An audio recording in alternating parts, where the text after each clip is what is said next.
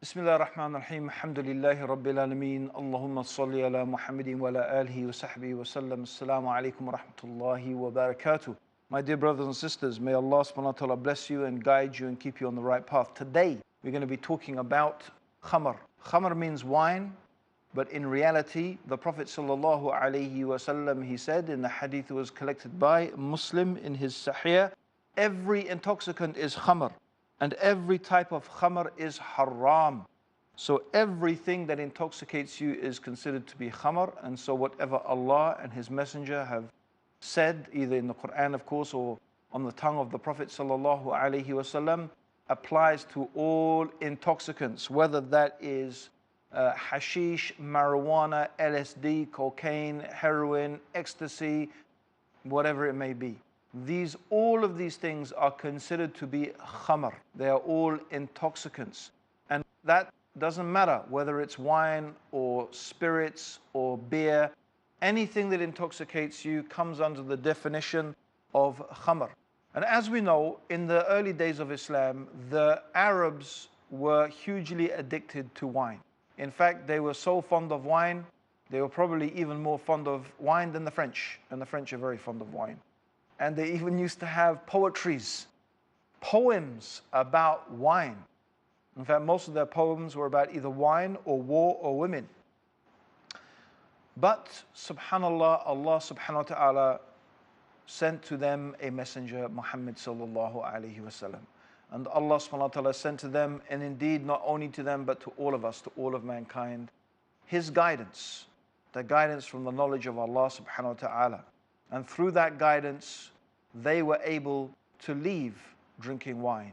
Indeed, when the verses came down prohibiting wine, they opened the caskets of wine and spilt them in the streets. Those people who had glasses of wine to their lips spilt it on the floor.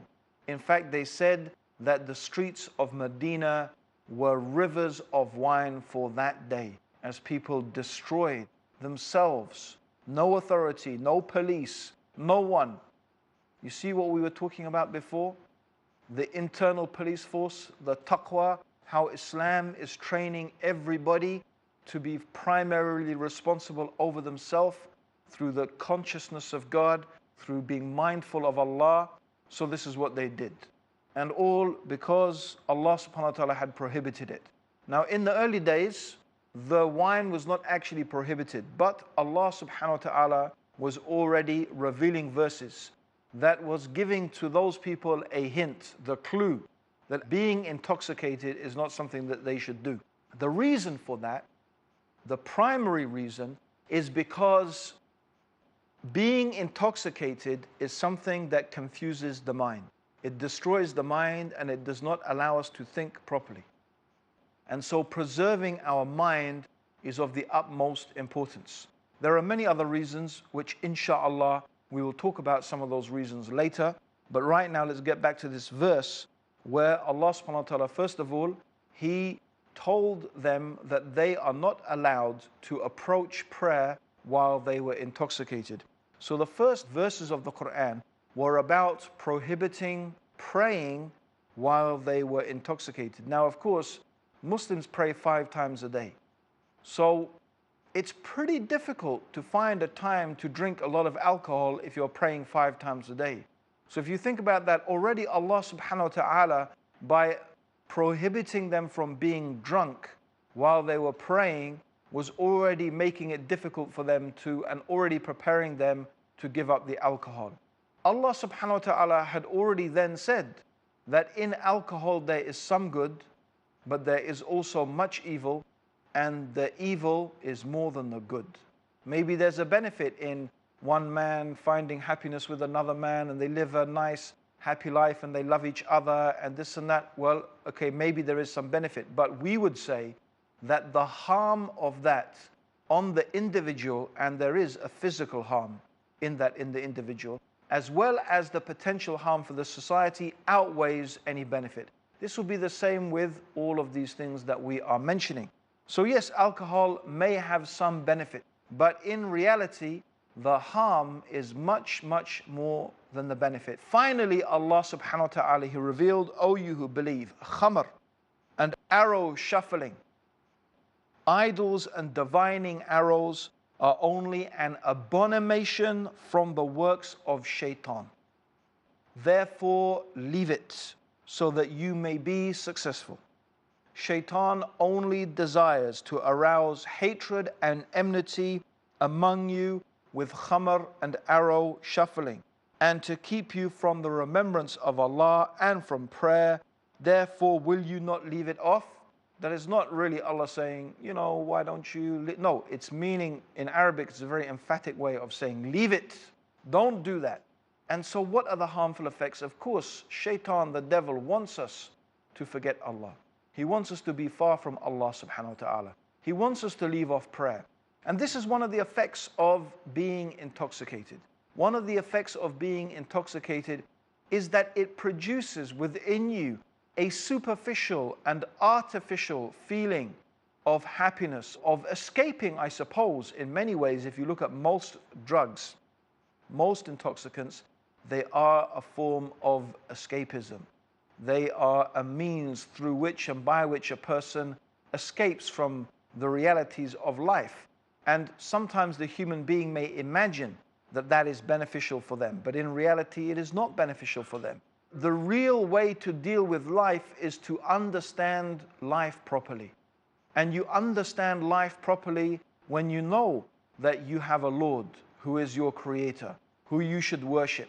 And when you live your life as a Muslim, you will find peace, you will find happiness, you will find tranquility, and you will not need, insha'Allah, if you live that life properly, you will not need to be intoxicated. You will not need to find an escape, because you only need that escape because you don't understand. You are ignorant. You don't understand what life is about. You are confused. You are depressed. You don't know how to deal with problems, but Islam teaches you what are the reasons, how to deal with the problems, that we should take refuge with Allah and obedience to Him, and that in reality, we are the cause for our own problems. When we obey Allah, when we follow the Prophet Muhammad sallallahu alaihi wasallam, what do we find? We find that peace and happiness and joy and tranquility comes into our life. Now, I know there are Muslims. Some of you out there maybe even know people in your family who are drinking alcohol and doing many haram things. But that is not the fault of Islam. Islam clearly says these things are forbidden. And if people are not finding happiness in their life, that is because they are not obeying Allah subhanahu wa ta'ala, and they are not following the guidance that He has sent down through His Messenger Muhammad sallallahu alayhi wasallam.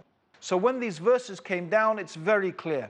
These verses are very, very clear in prohibiting alcohol, and of course, as we have mentioned from the authentic hadith in Sahih Muslim, everything which intoxicates you is khamr.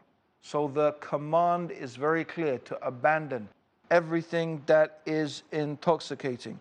And the Prophet sallallahu alaihi wasallam told us about khamr. He told us stay away from khamr because it is the mother of evil. The Prophet sallallahu alaihi wasallam called it the mother of evils. Why? Because when you are drunk, it is so easy for you to commit many other crimes.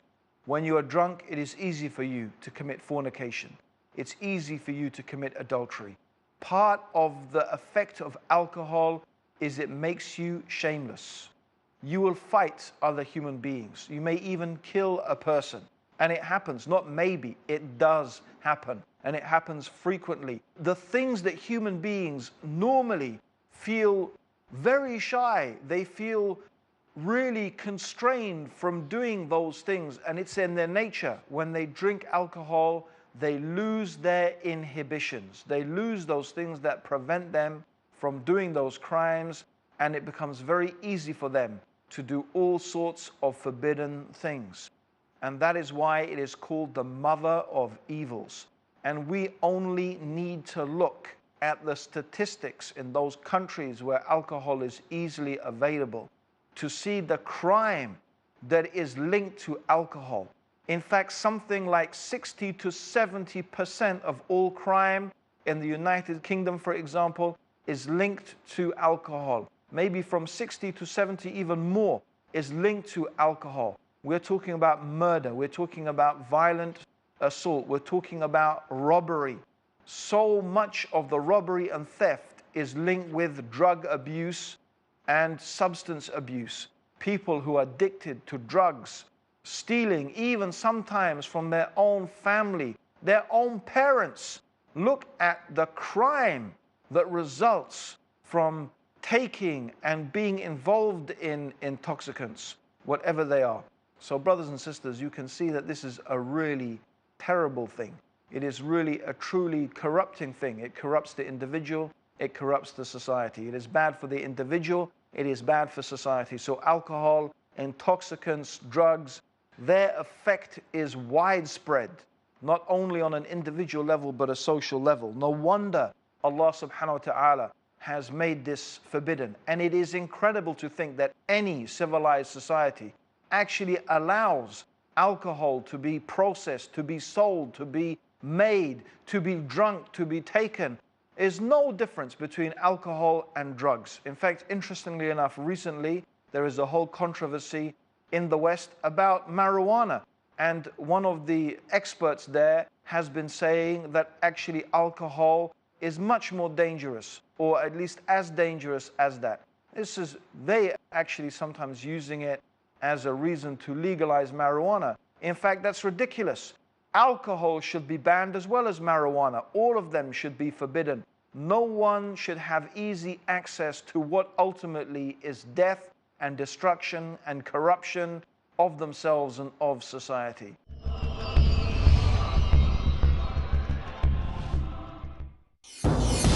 Most countries of the world ban bullying. They fight it in their schools and universities. A lot of us are being bullied differently every single day. Some come up to us and say, do this, while others say, don't you dare. Some say this is halal, while others say, nope, this is haram. Are you confused? Do you feel lost?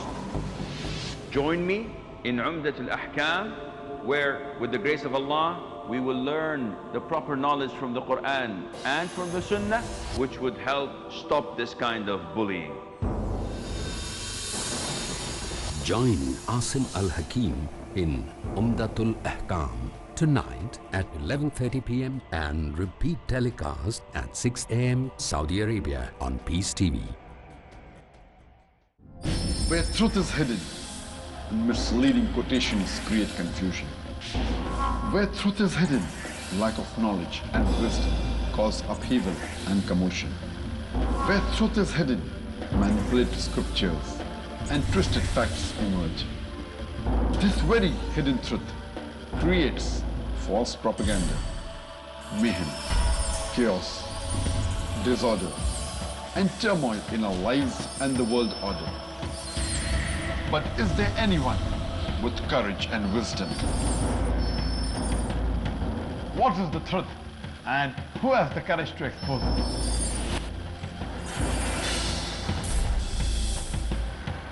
Because it's your right to know the truth. Watch Truth Prevail and Lies Perish in Truth Exposed by Dr. Zakir Naik tomorrow at 9 p.m. and repeat telecast at 7:30 a.m. Saudi Arabia on Peace TV.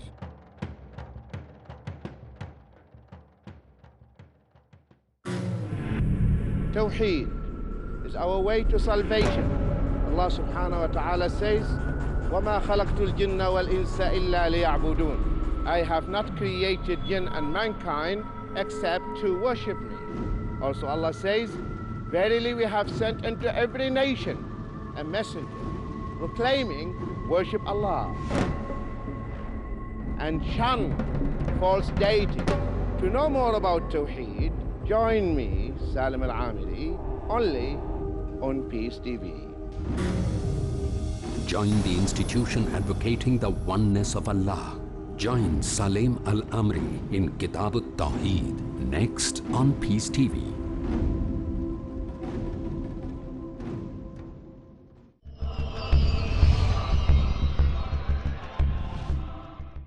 My dear brothers and sisters, we should understand very clearly that not only wine and spirits and beer, but anything which intoxicates has been prohibited by the Prophet sallallahu alaihi wasallam. And the Prophet sallallahu alaihi wasallam, he told us that whoever drinks khamr in this world, it would be prohibited for him in the hereafter. And both Bukhari and Muslim collected it. Meaning a person who drinks khamr, who drinks wine in this world, he is going to be prohibited from the wine in paradise. And by the way, the wine in paradise is not like the wine of this world. The wine of this world and the khamr and the intoxicants of this world, they confuse you. When you drink alcohol and you drink a lot of it, it makes you ill, it makes you sick. You wake up in the next morning with a hangover and so on and so forth. It makes you behave in a stupid way. The wine of paradise is not like that, as it clearly is stated in the Quran. It is not a wine that intoxicates you at all. In fact, it is a wine that only brings you closer and makes you more loving Allah subhanahu wa ta'ala. So it is a totally unlike the wine of this life. But it is truly, of course, the wine of paradise is truly delightful, with no side effects and no negative effects. Whereas the wine of this life is not like that at all. Indeed, the Prophet sallallahu alaihi wasallam, and he also mentioned Allah has prohibited Jannah to three types of people: the one addicted to khamr, the one who is disrespectful to his parents, and the cuckold. That is the person. The cuckold, by the way, the youth, is the person who does not care, who visits his wife, who has intercourse with his wife, who looks at his wife.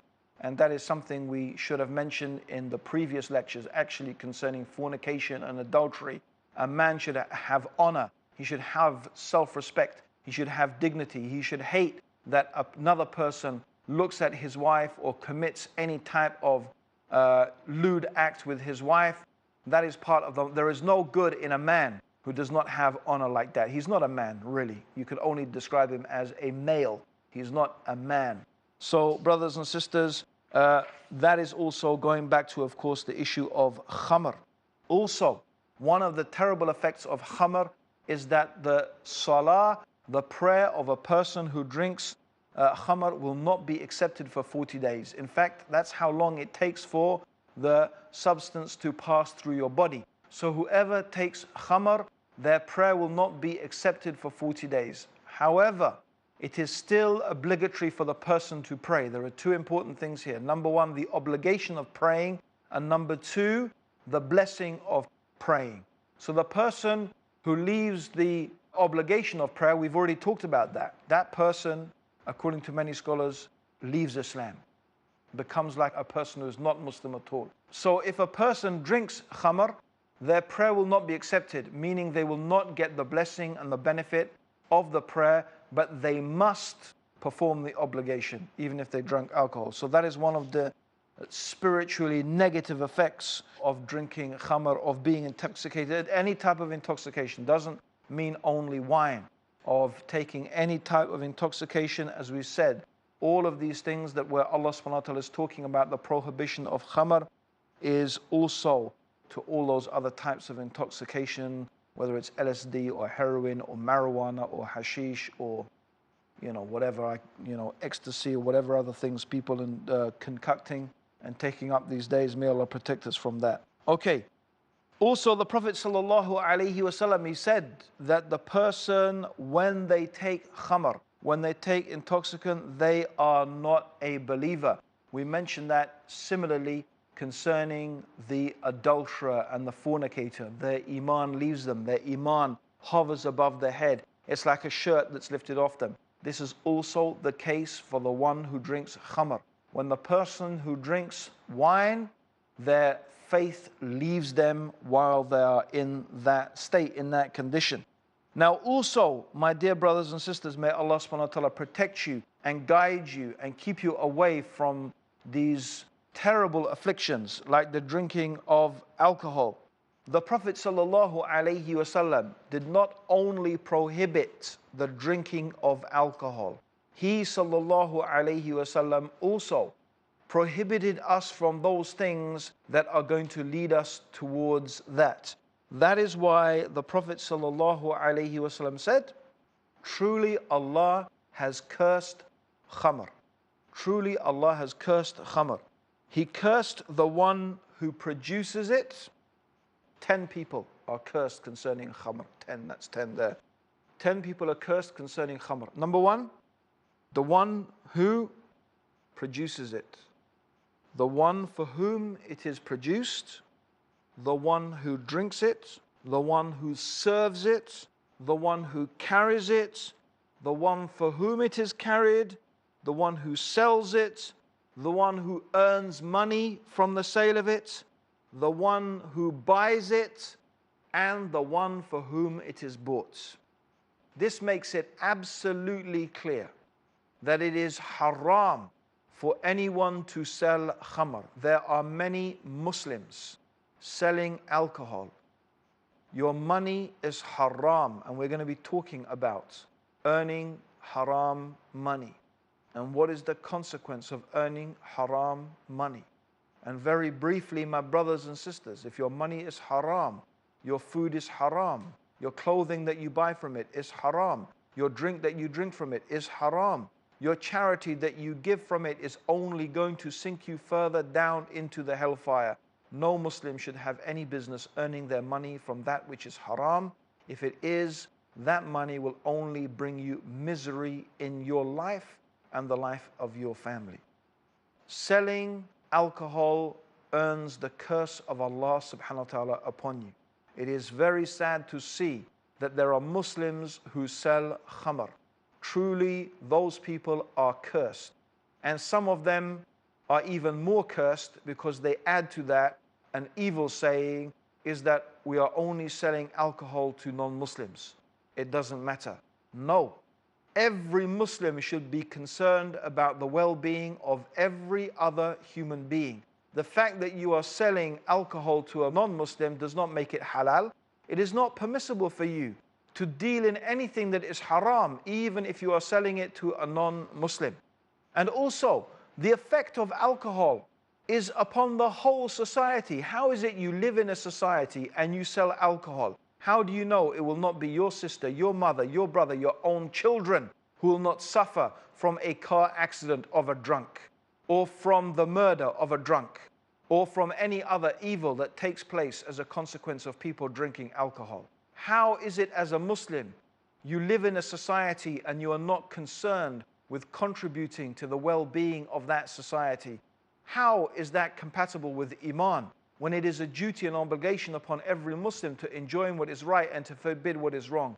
No, so a Muslim, you can't produce it, you can't sell it, you can't carry it, you can't serve it, you can't buy it. Even in another tradition, the Prophet ﷺ said, a believer does not sit on the same tablecloth where alcohol is being served. You shouldn't sit on the same table where there is alcohol. So my brothers and sisters, that is some of the admonitions in the Quran and in the Sunnah of the Prophet ﷺ, that also there are things that you should not even visit a person who is sick, who is drinking alcohol, even not praying the funeral prayer of a person who died drinking alcohol. It is not permissible also to take alcohol as a medicine. As the Prophet ﷺ said, there is no medicine for my ummah in something which is haram. And there are specific punishments in the hellfire. The one who drinks khamr in this world, Allah will give the venom of snakes to drink. The venom will be so potent that the flesh of his face will fall off into the pot before he drinks it. And after drinking it, his flesh and skin will rot to the annoyance of the inhabitants of the fire. His sin of drinking will be shared by the one who produces it, the one for whom it is produced, the one who carries it, the one for whom it is carried, and the one who earns from the sale of it. And Allah didn't mention anything about whether it's to a Muslim or a non-Muslim. Allah will not accept from them their prayer, their fasting, their hajj, unless they repent. And if they die before repentance, it becomes incumbent upon Allah to give them a drink from hell's molten brass, and for each sip of wine they took from this life. Brothers and sisters, that is some of the things I wanted to read very briefly, some of the medical disadvantages of drinking alcohol. Long-term effects of alcohol abuse. In excessive qualities it's capable of damaging nearly every single organ and system in the body. Regularly consuming alcohol is correlated with an increase in developing alcoholism, cardiovascular disease, malabsorption, chronic pancreatitis, alcohol liver disease, and cancer. Damage to the central nervous system and peripheral nervous system can occur from sustained alcohol consumption. Researchers find that the correlation between light alcohol consumption and reduce of heart disease has moderate health benefits. However, that is really disputed by many other doctors. It's still controversial, rather, and not everyone agrees that even small amounts of alcohol benefit you. In fact, there's a dispute about the research done. The reality is that whatever small positive effects there may be are far outdone by the negative effects, not only on the individual's health, but indeed on the whole society, in terms of the crime, the destruction, the confusion, the pain, the suffering, the misery that is all caused by consumption of alcohol. Brothers and sisters, fear Allah, repent to Allah, ask for His forgiveness, and give up all these evil things that you may be indulging in. May Allah guide you and me closer to the truth. Assalamu alaikum wa rahmatullahi wa barakatuh.